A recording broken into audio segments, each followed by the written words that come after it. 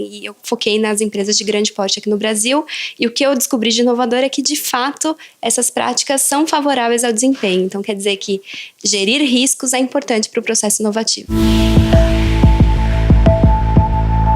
Eu converso agora com a Silvia Massaini. Ela é coordenadora da pós-graduação do curso de administração da FAAP e desenvolveu um estudo inovador que envolve risco, inovação e a relação entre eles, pesquisando cerca de 100 empresas aqui no Brasil. E o que de revelador você encontrou nessa pesquisa? Olha, eu queria entender se de fato ter processos de gestão de riscos poderiam ajudar no desempenho inovador de empresas, né? E eu foquei nas empresas de grande porte aqui no Brasil, e o que eu descobri de inovador é que, de fato, essas práticas são favoráveis ao desempenho. Então, quer dizer que gerir riscos é importante para o processo inovativo. O que é risco? Risco é a possibilidade de algum evento, de algum fator que não é desejável ocorrer. É claro que existem diversas definições de risco, inclusive aquelas que falam que risco é bom, que pode ser que traga alguma oportunidade. Mas nesse estudo especificamente eu foquei na questão do risco como algo doloso, danoso para a empresa e que vá trazer algum tipo de ação indesejada, algum tipo de resultado indesejado. E como controlar o risco não vai impedir a inovação na empresa?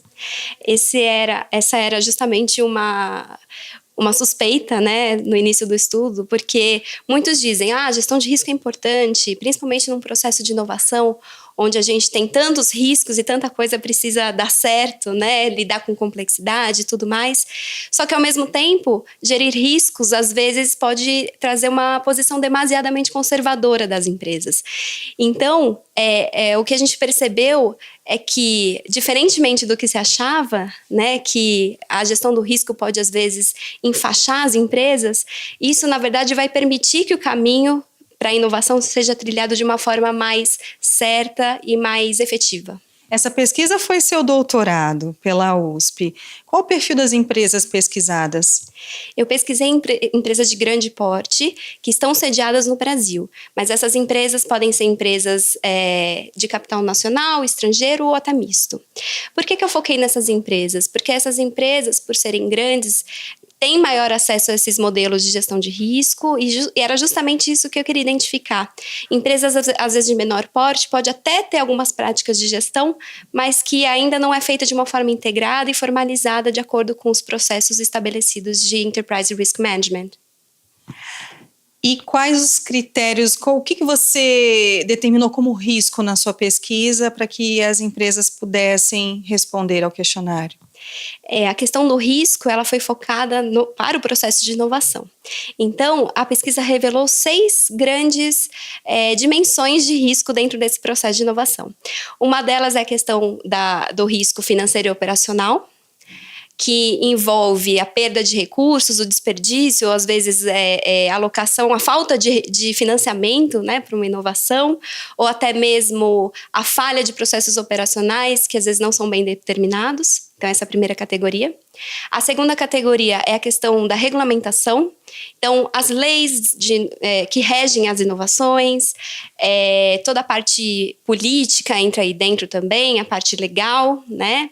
A terceira seria a questão da tecnologia do projeto, que envolve mais inovações de cunho tecnológico. Então, pensar num projeto que, às vezes, o projeto não é tão bem feito, então isso pode trazer riscos a esse processo inovativo.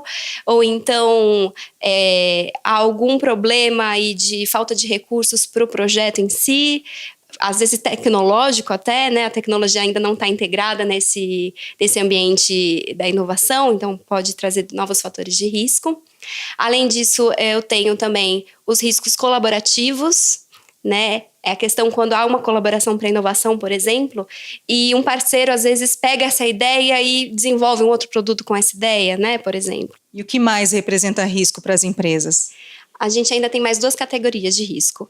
O risco de fornecimento, que é não conseguir as matérias-primas necessárias para essa inovação, e o risco do mercado consumidor, que é do mercado não aceitar aquela inovação ou rejeitar de alguma forma aquilo porque culturalmente ou tecnologicamente ainda não está acostumado com isso. Silvia, antes de ingressar na carreira acadêmica, você trabalhou alguns anos no mercado financeiro. De que modo essa experiência influenciou nessa sua escolha do tema do seu doutorado? É muito interessante que a gente que trabalhou em mercado financeiro sempre tem um viés muito numérico para as coisas, né? Inclusive quando a gente analisa risco. O viés do risco no mercado financeiro é sempre muito em números, calcados em estatísticas, né? E eu acho que essa pesquisa me trouxe uma visão muito mais ampla da questão do risco, porque aí a gente trabalha a questão do risco corporativo, que envolve não só o risco financeiro, mas também os riscos operacionais, os riscos estratégicos, os riscos, tantos outros que muitas vezes no mercado financeiro a gente fica muito enviesado, né? Então, essa abrangência é muito interessante até para quem também trabalha na área de finanças, para entender o negócio como um todo, uma visão mais sistêmica. Você acredita que o resultado teria sido outro em outro país, com menos instabilidade que o Brasil? Sim, de fato. Um dos fatores de riscos que a gente investigou dentro do modelo é a questão do risco ambiental, o risco político, o risco econômico. De fato, nos últimos anos a gente vem sofrendo um pouco com isso no Brasil. Então, consequentemente, as empresas têm lidado com isso de diversas formas e isso tem impactado, sim, nas operações internas delas. Uma das conclusões é que empresas brasileiras, mesmo as estrangeiras com operação aqui no Brasil, não fazem tanto controle de risco como já se prevê aí internacionalmente, né, como um padrão aí de qualidade operacional, é isso? Exato. A pesquisa revelou que das 97 empresas pesquisadas, apenas 38% possui de fato um processo de gestão de risco formalmente implementado. Isso não quer dizer que as outras empresas não façam gestão de risco, mas sim que isso ainda não é feito de uma forma integrada, uma forma estratégica ainda nessas organizações. Você acredita que isso é muito próprio do brasileiro? Olha, essa é uma pergunta interessante porque quando a gente passa para o nível organizacional, muitas das características do gestor acaba passando também para a organização. Só que no caso de empresas de grande porte, isso às vezes é difícil de você ver, porque as empresas chegaram no nível que estão justamente por ter um planejamento, por pensar em risco de uma forma diferente. Eu acredito que, na verdade, não seja uma característica exclusiva do brasileiro, mas sim a dificuldade de se prever algo que é muito complexo. E como o mundo está cada vez mais dinâmico, as relações estão cada vez mais próximas, eu acho que isso não é só característica do brasileiro, e sim da conjuntura que a gente vive.